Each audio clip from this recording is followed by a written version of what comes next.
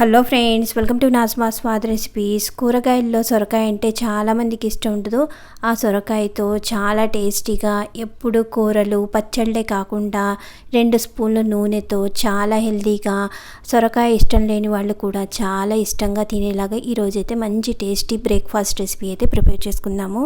రెసిపీలోకి వెళ్ళే ముందు first time నా ఛానల్ చూసినట్లయితే సబ్స్క్రైబ్ చేయండి, లైక్ చేయండి. అయితే లేట్ చేయకుండా మనం రెసిపీలోకి వెళ్ళిపోదాము.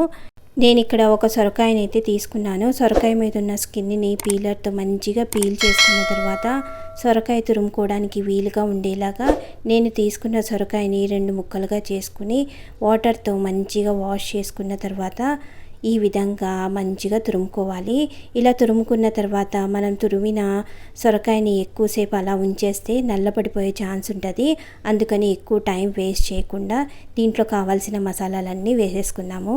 సన్నగా కట్ చేసుకున్న కరివేపాకు, కొద్దిగా జీలకర్ర, కచ్చపచ్చగా దంచుకున్న ధనియాలు, 2 నుంచి 3 స్పూన్లు నువ్వులు, సన్నగా కట్ చేసుకున్న కొత్తిమీర, కొద్దిగా గరం మసాలా, టేస్ట్కి తగ్గట్టుగా సాల్టు, కొద్దిగా రెడ్ చిల్లీ పౌడరు, కొద్దిగా లెమన్ జ్యూసు ఇవన్నీ వేసుకున్న తర్వాత 1/2 కప్పు శనగపిండి, 1/4 కప్పు అయితే నేను ఇక్కడ బియ్యం పిండి వేసుకున్నాను. ఇలా పొడి పిండి వేసుకున్న తర్వాత పిండిని అయితే బాగా కలుపుకోవాలి.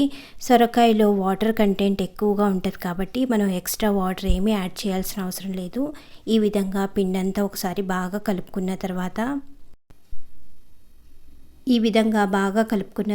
పిండి కొద్దిగా పల్చగా అనిపిస్తే కనుక ఇంకొద్దిగా శనగపిండి వేసుకుని కలుపుకోవచ్చు. నాకు ఇక్కడ పిండి కొద్దిగా పల్చగా అనిపించి ఇంకొద్దిగా శనగపిండి వేసుకుని పిండిని అయితే బాగా కలుపుకున్నాను. ఇలా కలుపుకున్న తర్వాత పిండి మరీ గట్టిగా కాకుండా అలాగని పల్చగా లేకుండా ఇక్కడ చూపించిన విధంగా పిండిని అయితే బాగా కలుపుకోవాలి. మనం పకోడీలకి పిండి అయితే ఏ విధంగా కలుపుకుంటామో సేమ్ అదే విధంగా మనం ఇక్కడ పిండిని అయితే బాగా కలుపుకున్న తర్వాత కొద్దిగా అయితే నేను ఇక్కడ వంట సోడా వేసుకున్నాను.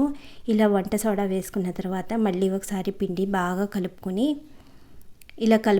పక్కన పెట్టుకున్న తర్వాత ఒక వెడల్పాటి ప్లేట్కి ఆయిల్ అప్లై చేసుకుని మనం కలుపుకున్న పిండి అంతా ప్లేట్లో వేసుకోవాలి.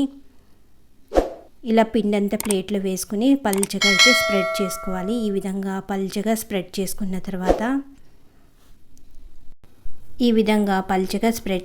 తర్వాత పైనుంచి నేను ఇక్కడ కొద్దిగా నువ్వులు వేసుకున్నాను. ఈ విధంగా నువ్వులు వేసుకున్న తర్వాత స్టవ్ మీద వెడల్పాటి కడాయి పెట్టుకుని 1 గ్లాస్ వాటర్ వేసుకుని ఈ విధంగా స్టాండ్ పెట్టుకున్న తర్వాత మనం ముందుగా ప్రిపేర్ చేసుకున్న ప్లేట్ని కూడా పెట్టుకుని స్టవ్ మీడియం ఫ్లేమ్లో పెట్టుకుని మంచిగా స్టీమ్ అవనివ్వాలి.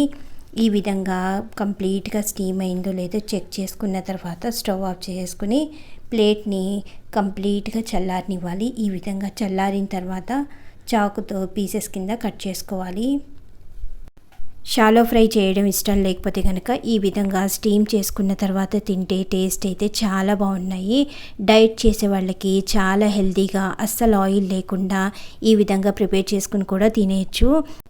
ఇలా ప్రిపేర్ చేసుకున్న పీసెస్ అన్నిటినీ స్టవ్ మీద ప్యాన్ పెట్టుకుని ప్యాన్ మీద కొద్దిగా ఆయిల్ వేసుకుని మనం ముందుగా ప్రిపేర్ చేసుకున్న పీసెస్ అన్నిటినీ ప్యాన్ మీద పెట్టుకుని స్టవ్ మీడియం ఫ్లేమ్లో పెట్టుకుని అటు ఇటు టర్న్ చేసుకుంటూ మంచి క్రిస్పీగా గోల్డెన్ బ్రౌన్ కలర్లో వచ్చేలాగా ఫ్రై చేసుకోవాలి.